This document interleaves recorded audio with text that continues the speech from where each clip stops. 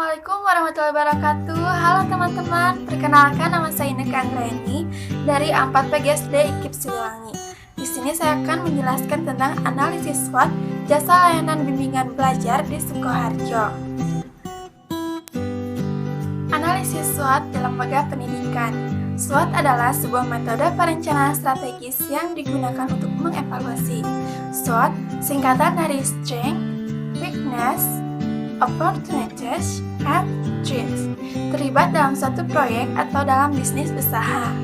Hal ini melibatkan penentuan tujuan usaha bisnis atau proyek dan mengidentifikasi faktor-faktor internal dan eksternal yang baik dan menguntungkan untuk mencapai tujuan itu. Para analisis SWOT sering digunakan dalam dunia akademis untuk menyoroti dan mengidentifikasi kekuatan, kelemahan, peluang, dan ancaman. Hal ini terutama bermanfaat dalam mengidentifikasi daerah-daerah untuk pemasaran. Yang pertama ada kekuatan atau strength. 1. Tersedianya sarana dan prasarana untuk kebutuhan pendidikan. Kedua, tersedianya perundang-undangan pendidikan. Ketiga, image atau brand image, lembaga bimbingan belajar populer yang sudah mengena di masyarakat sebagai lembaga pendidikan yang terdepan dalam prestasi. Yang keempat, tersedianya fasilitas, media pembelajaran, dan metode pembelajaran yang mendukung. Yang kelima, adanya kegiatan promosi, program-program bimbingan belajar yang diluncurkan oleh lembaga pendidikan. Yang keenam, kemampuan, kompetensi atau penguasaan materi-materi maupun pengelolaan kelas dari para tenaga pengajar atau instruktur SMART sebagai kekuatan besar. Yang ketujuh, manajemen dan pengelola lembaga pendidikan yang berkompeten dalam menyelenggarakan kegiatan belajar mengajar. Yang kedelapan, adanya dunia usaha dan industri. Selanjutnya ada kelemahan atau kekurangan atau weaknesses. Yang pertama ada tugas rangka pemberi pelayanan pendidikan atau tenaga pengajar. 2. Kurangnya dedikasi dan mutu sebagian tenaga pendidikan atau sumber daya manusia. Yang ketiga, belum optimalnya koordinasi dan fungsi tim perencana dan pengelolaan lembaga pendidikan.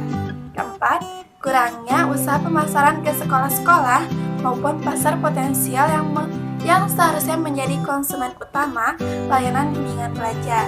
Yang kelima, ada input atau masukan, terutama pengguna jasa pendidikan, khususnya pengguna jasa layanan bimbingan belajar, relatif rendah serta dilatar belakangi oleh kekuatan ekonomi yang rendah. Yang keenam, kurangnya kepedulian dari pihak-pihak swasta maupun orang tua siswa terhadap pentingnya pendidikan. Selanjutnya ada peluang atau kesempatan. Yang pertama, adanya partisipasi dukungan masyarakat di bidang pendidikan, khususnya orang tua siswa yang menginginkan layanan bimbingan dan konsultasi belajar bagi peningkatan prestasi anak-anaknya. Yang kedua, adanya dukungan pemerintah kabupaten atau kota media. Yang ketiga, adanya dunia usaha atau industri yang bersedia kerjasama dengan sekolah.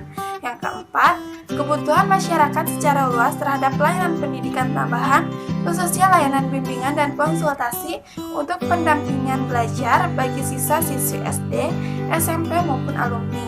Yang kelima, mendayagunakan fasilitas serta sarana dan prasarana yang ada dalam rangka perayaan mutu pendidikan yang bermutu. Yang keenam, masih terbukanya perluasan pemasaran ke pasar potensial yang lebih mendukung pencapaian keuntungan optimal lembaga terkait. Yang ketujuh, adanya perayaan kelulusan bagi pendidikan swasta, khususnya jasa layanan lembaga bimbingan konsultasi dan pendampingan belajar siswa, sehingga mempermudah lembaga-lembaga pendidikan berkesempatan mengembangkan kemampuan dan potensi yang ada secara optimal. Untuk kelangsungan usaha jangka panjang. Terakhir, adanya ancaman atau threat. 1. Perilaku atau kebiasaan dan budaya masyarakat yang kurang mendukung program pendidikan yang utama, khususnya layanan bimbingan belajar dan konsultasi belajar. Kedua, masih adanya perubahan siklus di dunia ekonomi dan bisnis yang akan melemahkan kemampuan masyarakat secara finansial. Ketiga, image yang melekat di masyarakat bahwa lembaga bimbingan belajar tidak menjanjikan prestasi belajar yang lebih baik. Keempat, Belum optimalnya pemasaran lembaga pendidikan khusus lembaga bimbingan belajar di tengah persaingan pasar-pasar sejenisnya. Yang kelima, munculnya lembaga-lembaga pendidikan dan bimbingan belajar sejenis dengan tujuan dan orientasi sama, secara tidak langsung menjadi ancaman luar bagi lembaga pendidikan yang sudah berkembang sebelumnya. Lalu yang keenam, lembaga-lembaga pendidikan pesaing melakukan propaganda, pemasaran produk dan meluncurkan program-program baru yang berbeda dengan strategi dan metode yang sudah diterapkan lembaga yang sudah berkembang sebelumnya. Yang ketujuh, lembaga-lembaga bimbingan belajar pesaing menawarkan produk layanan dengan penawaran harga yang disesuaikan dengan gengsi atau selera para pengguna atau konsumennya. Layanan bimbingan belajar. Sekian penjelasan yang bisa saya berikan. Mohon maaf bila ada kesalahan. Wabillahi taufiq wal hidayah. Wassalamualaikum warahmatullahi wabarakatuh.